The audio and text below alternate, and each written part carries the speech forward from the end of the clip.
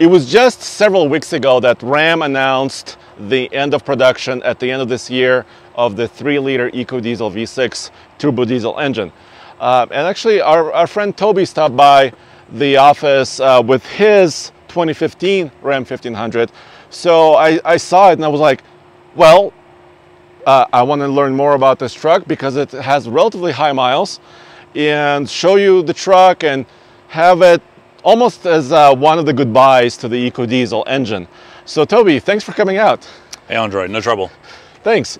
So you live here nearby in Colorado, right? Correct, yeah, we're just a little bit north of Boulder. So. All right, so tell me about kind of the history of the truck, and let's start, once again, 2015, correct? Correct, yep, 2015 limited, EcoDiesel, obviously. So it's pretty fancy. It is, right, so the interior is really nice. I think it's probably the best of any truck. Certainly at the time, it was the best interior you could get anywhere. Yeah. And we'll show the interior and we'll pop the engine. Mm-hmm. So how long have you had it? I've had it about 1.5 years and done probably only 12-ish thousand miles on it. Okay, and how many miles do you have total? It's got about 119, I think. Or almost like 120. Yeah, almost 120, right? So it's starting to get up there, but it's holding together really well. It's obviously in pretty good condition still. Yeah. Yeah. So it's been about 7 years, 120,000 miles almost. We'll show inside really quick here as well. And what it has been, well, first of all, why did you get this? Why did you get specifically the diesel?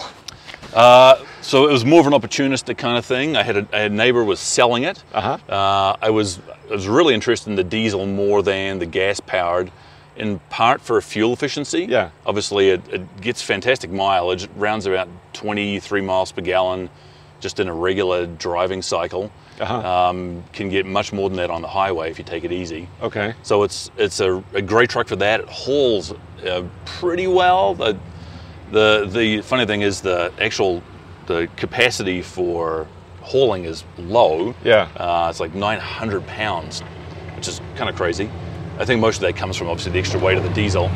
Yeah, and I think a lot of it has to do with the fact that it's also a longer wheelbase, longer bed, right? And it's also very luxurious. Yeah, exactly. So that kind of comes, and also it has air suspension. It does, it has air suspension, which is phenomenal. In fact, actually when you just started your shot, it was just leveling itself up because it figured that we were going to be here for a minute or two. So it'll do that at random times. So let's pop the HUD. But obviously you also heard about, some of the emissions. Yes. Class action lawsuit that was happening. Correct. So how did that play into the decision? So interesting. So the previous owner was given a payout by Fiat Chrysler for the poor performance that he got after they detuned it. Yeah. He then took that and put a tune kit in it, which I think actually he ended up netting cash out of the deal, and he ended up with a higher performing engine at the end of the day. So he was pretty happy with it in the end. It does really go pretty well. So his experience was mostly, he didn't have any issues, right? But then it was kind of retuned, everything was kosher, and he got some money from that. And the retune definitely degraded the performance of the truck. So it's especially off idle. There's no tip in at all. You got to put your foot. So it takes a while for it to kind of get going. Yeah, it'll spool up. It's actually kind of a little dangerous in some situations because you'll put your foot down, there's nothing there, and then as it starts to spool up, it'll really spin the wheels, and it could get you in trouble, I guess. Well, and then in 2020, of course, they redesigned this engine. So the latest trucks that are currently on sale, and unfortunately, they're discontinuing that engine in a few months. They kind of tried to give it more, well, first of all, they gave it more power, more torque, and also better kind of tip-in, right? Yeah. But this is the first gen, this is kind of the original EcoDiesel. And it's spectacular for what it is. I'm very happy to have it, and it's vastly better than a Hemi. Obviously, the Hemis have great performance and all that, but their fuel economy around town is pretty punishing. And this thing can tow, I haven't put a big weight on it, but it can tow 12,000 pounds, something like that. Yeah, it has a high rating. It does have a very high rating. And I would be terrified towing 12,000 pounds with this, don't get me wrong, but I'm sure it could do it in the right hands. Yeah. It was pretty cool. Let's show kind of in the back of the truck because it's, like I said, it's a longer wheelbase. Yeah. So this is basically like a 6'4" bed. You can also get like a 5.5 foot bed. Correct. Approximately. Yep. 6'4" on this. But obviously you didn't have a choice. I mean, you kind of have an opportunity to buy this Exactly, truck. yeah. How's it to park at your local little grocery store? Depends which grocery store. We don't go to Whole Foods, but I've taken it there once or twice, and that is pretty tricky. But we often will shop in Longmont, for example. And Yeah.